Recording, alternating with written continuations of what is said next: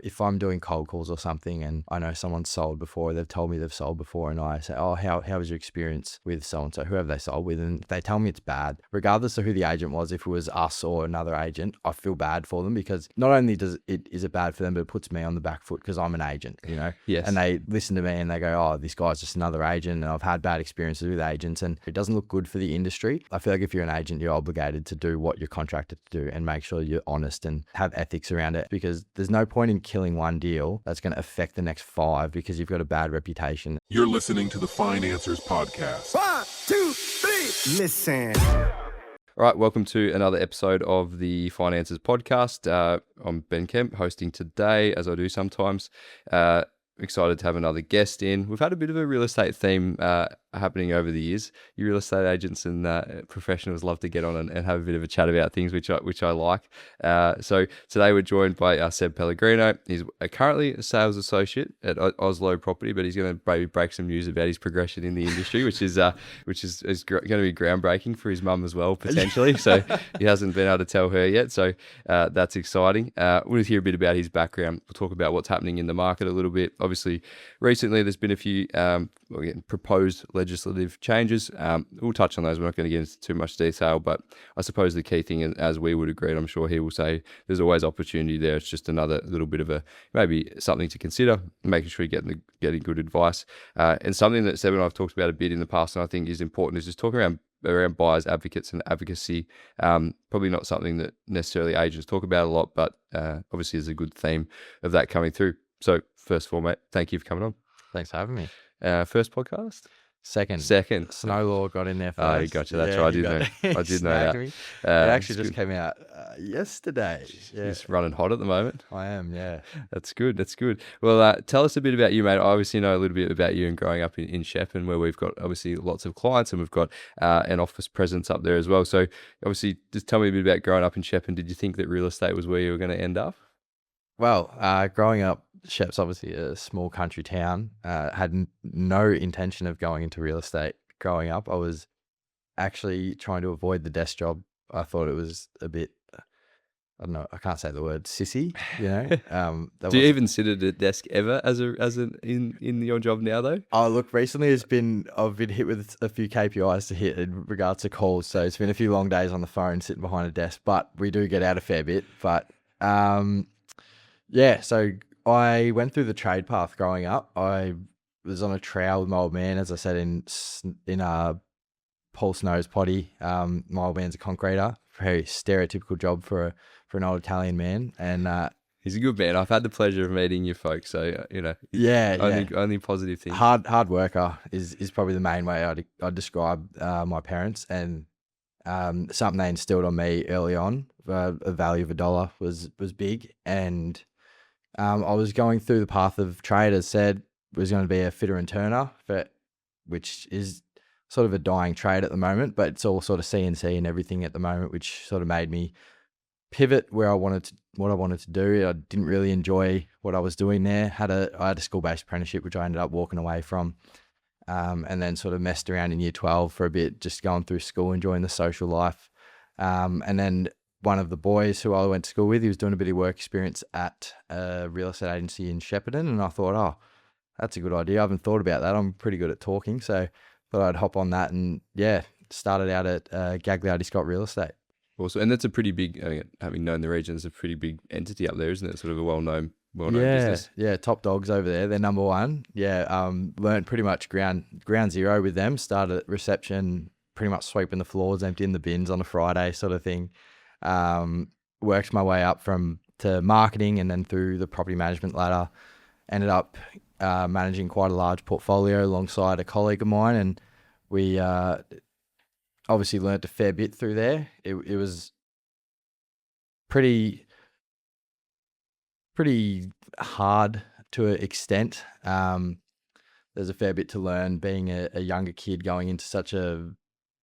Yeah, we deal with people, and I understand this as well in my, again, somewhat similar but different, when you're young and you're sometimes dealing with people that are a lot older than you about serious things too. Like, you've got to, earn some respect as well. And it's hard. That's like, even if you do a good job, sometimes people can be a little bit standoffish until, you've done a good job for them a few times. And unfortunately, in property management, not always positive conversations. It's 90% delivering bad news, putting out fires, and we were doing end to end as well. So for anyone that doesn't know, end to end is pretty much you do anything from routine reports and condition reports all the way through to signing up the properties and any sort of prospecting around that. Not that we needed to, being up there and one of the number one agents. A lot of it was natural growth and people calling us up to go out there and manage their properties. But I have heard it's had a bit of a downturn recently over there. It's a bit harder to rent out properties, which we can go into a bit later. But For sure. yeah, ended up making the switch over to Geelong. Yeah. So you sort of, obviously you were only doing property management there, correct me if I'm wrong. Yeah. And then when you made the move here, that was more about getting into the sales. Was that one of the drivers? Yeah, probably the main driver. So while I was there, I did help out with a bit of sales stuff, doing a bit of the helping out with a bit of the commercial leasing, like very minor stuff.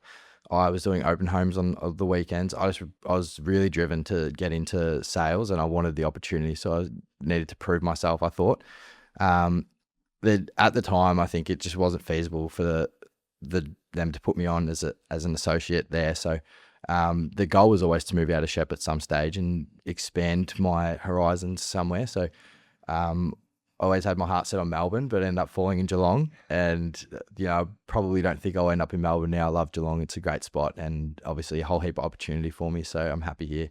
And did you come straight into your job at Oslo, or was there a bit of a? Did you come here with that job in mind or not?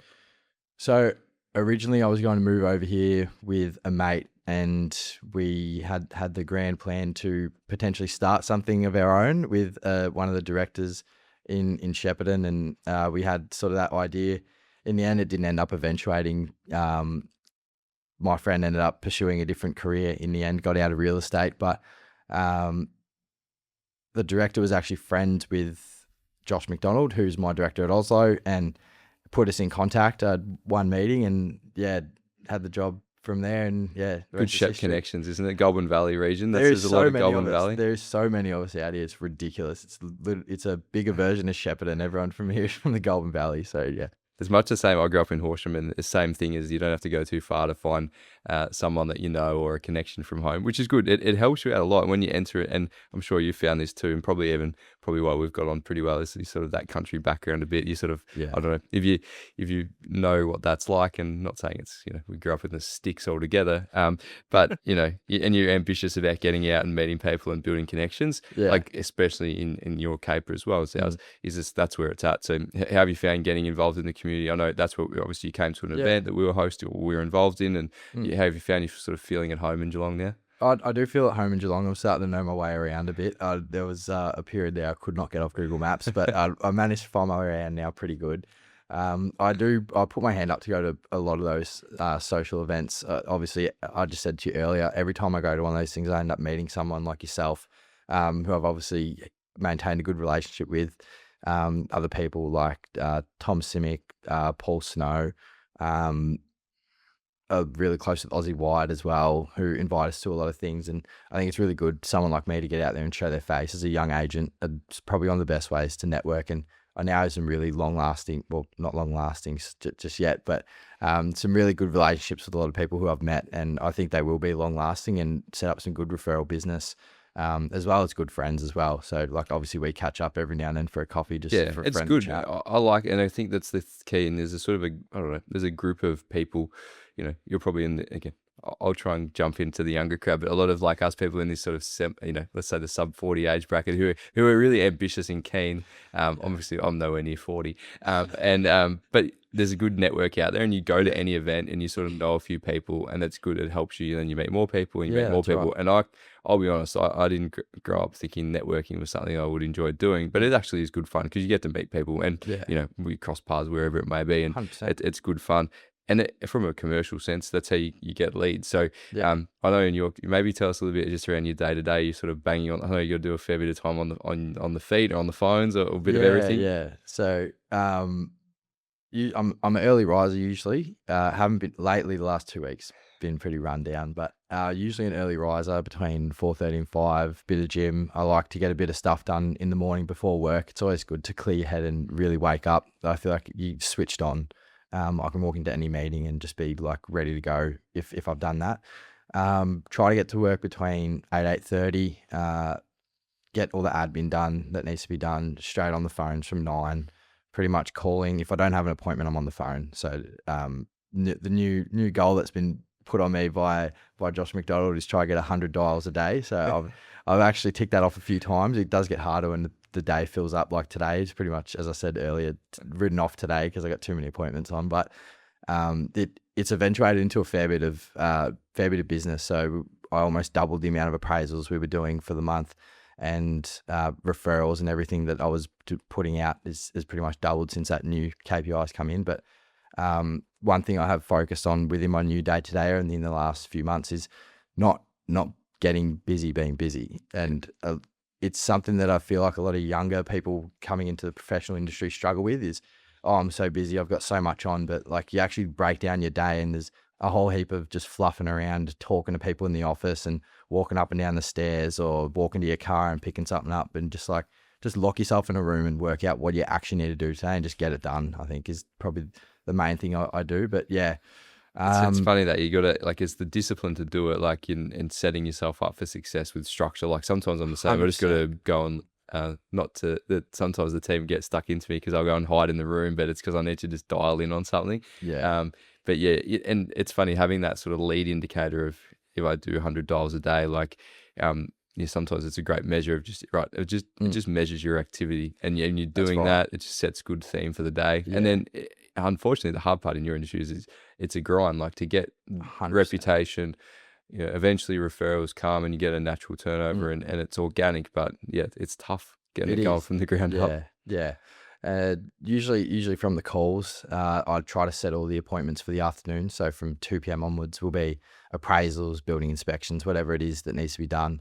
I'll try and protect that 9 to 12 patch where I'm getting majority of my calls done, just to make sure that my day is productive enough. And then if I've got any time throughout the day, if I'm on the go, if I'm in the car, if I've got between 5 o'clock and 6:30, I'll be on the phone. But once I've done all my appointments, I'll come back to the office and just regroup, make sure I know what I'm doing for the next day.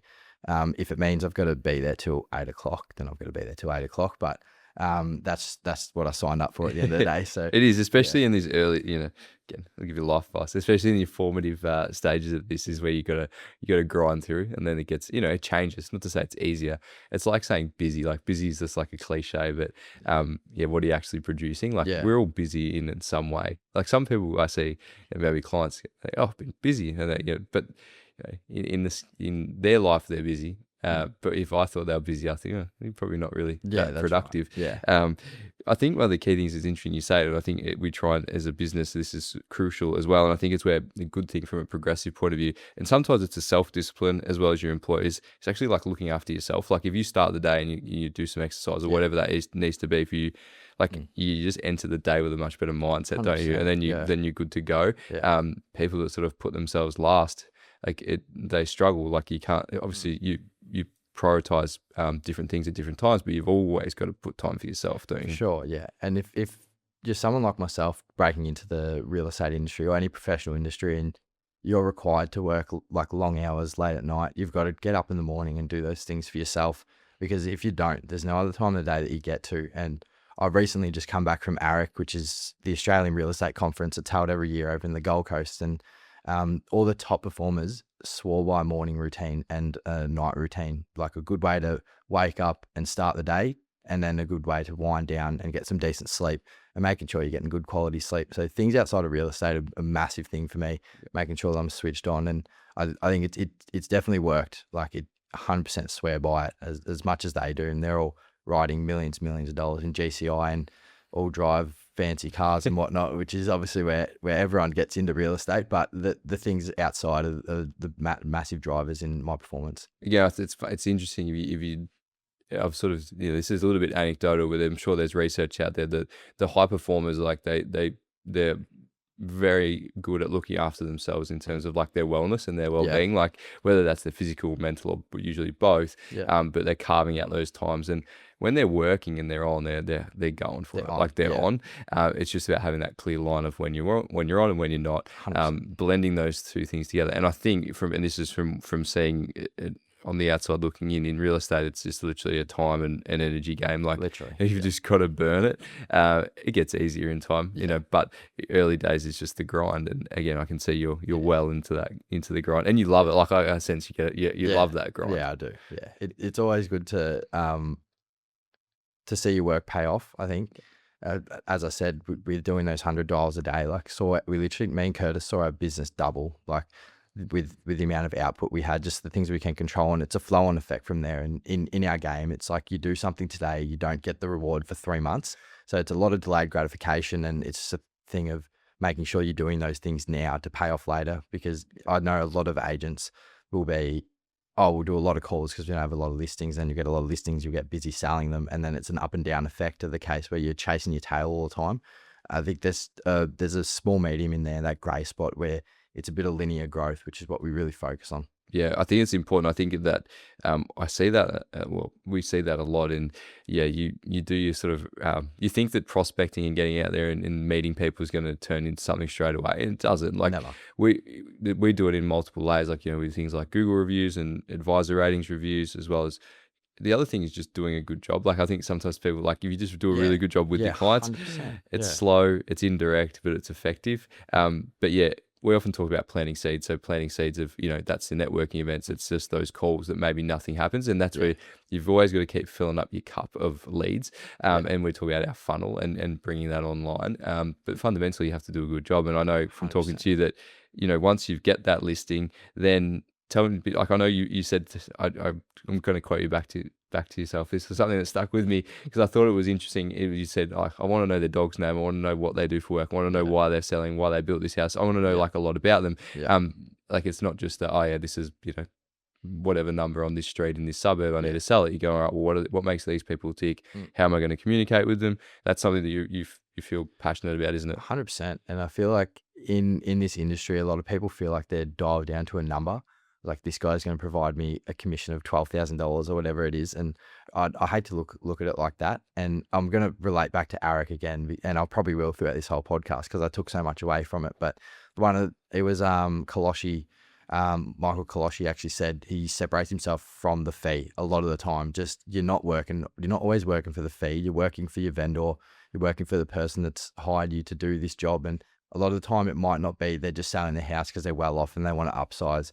Sometimes it's they need to put their mother in aged care, and you've got to, you know, treat it, the situation as it is, and be a bit more empathetic about it. And I think really getting down to a personal level with your clients is the best way to get referral business. But not only that, but do a good job for them, because people don't want to be messed around. And especially in those situations where it's a difficult situation like a divorce or something where it's high emotion, and if you treat them badly or you don't treat them like they're a normal person, they're not going to like you, and it's going to leave a bad taste in their mouth. I think, I think people want to be treated like humans, but I think it's a good way to put it is you separate the fee. Like, you know, it's a commercial arrangement. You're assisting someone, there's a fee there. Now, I don't know how I think about it too, is you work it out and you give them, you know, costings on it, you quote, they agree. I never really think about it again after that point. All I think about is just doing the best job possible 100%. and executing and communicating. And I think that's, again, people drift over time. Sometimes they start off with great intentions.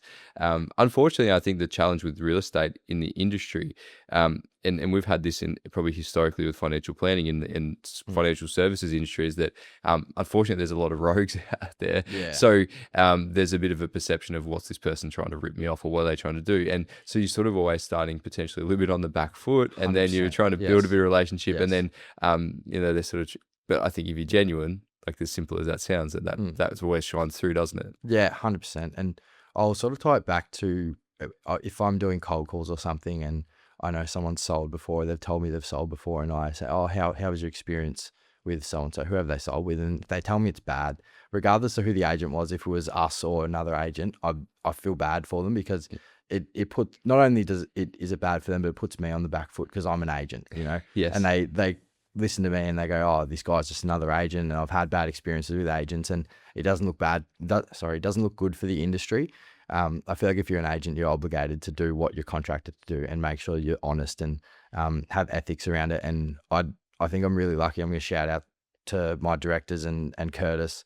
They have extremely good ethics around around the real estate game, and they'd input that on us, because there's no point in killing one deal that's going to affect the next 5 because you've got a bad reputation. And it's the main thing that drives your referral business. And if you treat people well, as I said, they're going to talk to their family about you. They're going to talk to their friends, work colleagues, whoever it is, and just be honest. Yeah, I think it's funny when you talk about that, and in our industry we have a code of ethics, which is something that's only come in maybe over the last maybe 7 or 8 years, might be a touch longer, and it's more so about just laying these things out. But one of I think the last code, I think it's the 12th one. I was doing some work on this the other day, so I should remember. But it's basically about what you're doing, the service you're providing. Is it leaving the industry in a stronger position? Like, are you actually not just being ethical for this person, but being ethical more broadly, and that you're leaving everyone thinking that this is a stronger and more resilient and more trustworthy industry? And a lot of times people don't think about that, but it's disappointing when someone gets I was talking to someone last night after the property seminar, and they'd gone like, oh, we had a bit of a dodgy experience with someone previously. And like, I'll never shit can someone else. I'd sort of ask them questions, trying to understand what happened, and sort of, and just try and explain if there's anything that was confusion around that. Because sometimes people also, maybe their experience wasn't that bad, or the person didn't do anything wrong, but they just didn't get explained to them, or they weren't communicated well enough. Yeah. So it's key is like obviously execution, communication, and explaining it, and making sure that they understand what's happening through the process. And I think most people, I don't know what the stats are on this, that most people probably only sell a home once or twice in their life. Like, you've got an outlier of some people who do it many, many times, but for a lot of people, and I see it especially with the older clients, is they've been in this place 30 years. They might have never had an investment property or any other dealings. It's also different when you're selling a house that you lived in as a home rather than investment. So it's a bit less commercial. It's a bit more, it's emotional. So it's a balance, isn't it? You're trying to strip out emotion, and keep it commercial, but also be empathetic to them. Yeah. I think the main, you like hit the nail on the head there. The main thing is just communication. And throughout whatever situation you're in, if you're communicating enough and being the eyes and ears for your vendor, then they're going to be happy with you anyway, and just putting in max effort that you can. So I know for us, communication's huge. And Megan Rovers, one of our directors, she says, if your client's contacting you, you're not contacting them enough. So we need to be providing them so much information about their sale that they don't even need to reach out to us. They've already got the answer. They're only calling us if they really like something just popped up or whatever it is. But I know from a standpoint of where I'm at is I'll call, say we'll start it from like a Saturday after the open homes. I'll call every vendor straight after the open home after it's done. Then I'll do my callbacks on the Saturday. Anyone who's a hot buyer, I'll get straight onto them. I'll send them a text of what we spoke about, who we need to worry about for the remainder of the week. I'll do round 2 callbacks on Monday, call my vendors again. Then I'll call round 3 on Wednesday, call my vendors again, and then Friday before the open home. And if I've done any open homes in between on that weekday, I'll be calling them straight after the open home and the next day and after every single callback. And we've also got a live vendor report that goes out to them so they can click on that link whenever and just read whatever I've said about any buyer or whatever it is, and it's all in there, and they know everything that's happening. It's amazing. I always think about this one thing, and I've tried to teach this or communicate this to our younger crew, is like when I get followed up, it's like it's like a knife to me. I hate it. Like I want to be the one giving the update, not going like, where are we at? Like, and for some people that means like a lot. Like it means every day. Some people, again, different people will expect different levels of updates, but it can't really hurt to be communicating any progress. And sometimes we were saying, look, there's no update, but we're working on this, or this is where we're at, or we're waiting on this. I think that's the key thing. Maybe Megan, I went to uni with Megan, so maybe we got taught that at uni together. Not that I remember a lot of uni. It was good, but it wasn't. They didn't teach you a lot about the communication skills. It's much more about the fundamentals. So. Eddie, I suppose in terms of your role at the moment, tell us a little bit about what you have been doing and what's about to progress for you. Yeah, so currently a sales associate with Oslo. I have been since January of last year. So straight out of property management into sales associate. I worked directly for Josh, our director, for a bit there, just managing a few of the more premium listings. A lot, probably more harder sales and dealing with buyers and stuff. I was trained a lot by Madison, Josh's wife. She's an absolute, she's one of the best, good with buyers. Learnt so much from her. Everything I know now is pretty much because of the training I did with her and going as hard as I do with my prospecting and training and everything has got to do with there. So sort of branching off that, Josh has ended up getting off the tools and he's no longer selling, and I'm now working under Curtis, and have been focusing sort of on Finesford Highton area, pretty much just assisting him with everything he needs, like all the hard jobs, going to do non-dollar productive things, flyers, going to building and pest inspections, booking in appraisals, booking in market updates, providing value to some of our colder clients that are probably 12 months away, just making sure that he's on the phones with the hot clients, dialing, bringing in listings. But he's really good in the way that he's allowing me to go and do those things as well. So I've had the opportunity where I've brought on listings. I've been able to deal with vendors and do the vendor callbacks. I've been able to run the listings and all those sort of things, negotiate deals, all of that. So I've got experience in everything there, running listing presentations, like you name it, I've done it. And it's been really good because I know a lot of sales associates don't get that development, and it's more of like, okay, you're an agent now, go out and do it, sink or swim sort of thing. And I really lucked out in who I worked for coming down here. Obviously knew no one, got really lucky in that I had a connection there, came down, got the best office where the directors, the agents, they care about your development. They want you to succeed. It's not so much like hogging leads and not letting anyone do this and do that. It's like, we want you to do well. So here's a few leads in your database. Here's how you do this, pulling you up on stuff, not yelling at you, setting your goals clearly and reverse engineering them to make sure you're hitting them every day. So that's pretty much what my role has been from last year going forward. But as you mentioned, I've got a bit on the horizon. So probably late next month, I think, is the idea. We'll be going out on my own. So we'll be an agent as of either late July, early August, which, as I mentioned, I haven't even told my mum yet. So she'll be wrapped. So that's coming up. Very excited for that. And just... What does that look like on a day-to-day? So sort of more doing, again, you're probably doing a lot of these things already, but just taking more responsibility and dealing more directly with vendors and buyers. Would that be fair? Pretty much, it's just like no cushion, essentially. So at the moment, it's like if I don't make those 100 calls or whatever it is, like Curtis is there to do it for me. It's now like it's on me. So and I'm confident. I know I can take on the work. I'm confident I'll do well. And I think like I've good inner belief, and for some people it might seem cocky, but I feel like I'm prepared to do the work and whatnot. But it'll literally just be structuring my week a bit better. Yep. I'll have less time to do the things that I do now. So it will still be trying to hit those 100 dials. It will still be getting out and door knocking, doing those things. It's brutal, but it's what I need to do. It's necessary to do as a young agent trying to break out. I think the key thing in this, I overlay this a lot with our team as well, is like you're talking about the fundamentals. Like if you no matter what, whether you're a 10-year advisor, 20-year advisor, or your first week, like you've got to understand your fundamentals and get them right. And that's like fundamentals is like, good strategy from the ground up. It's basics, but it's also just like, doing your, hitting your markers around leads and things. And, you just end up through time, having bigger, more complex clients or more, bigger deals or bigger properties to sell and things. And that just comes like, but if you go away from those fundamentals at the ground, then that's when you start to get into trouble. 100%. And that's where people can get a bit caught up. And also thinking as soon as you get a promotion or move up that chain, that it's going to get easier. Like if anything, it's going to initially get a lot harder and then level out a bit. Yeah. But again, you only get to these positions from working hard, and that's what sets you up into the next thing. And that's something that goes all the way back, and it's often the case with your upbringing and your parents, and seeing being out on the tools with your old man and seeing him busting his ass. So that sets you up for success. It does, 100%. Yeah.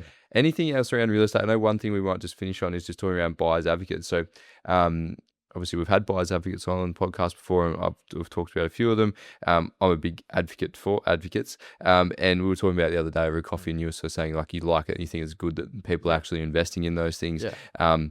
But unfortunately with most, and probably this ties in a little bit to some of the things I talked about last night at the presentation, for those that were there or haven't, or will listen back to it, is around just like Shane was talking about it in his presentation around the lack of regulation. So you've got a lot of people that basically sort of unregulated to an extent around compliance. So buyers advocates, you find that's definitely a growing theme though. People are using them. Definitely growing. And I think being that I wasn't actually in this market around COVID, but from the research and what I've heard is buyers advocacy really took off since COVID. And as you were saying before, they were flying down here and buying stuff 100 grand over the top end of the range for their clients. And you've got to ask, like, the one question I ask is like, who are you actually acting for at the end of the day? Like, I know it's my job to get the best price for my client, and for a buyer's advocate, it's your job to get the best price for your client as well. But that's obviously on the other end of the scale, you want it cheaper. So Yes.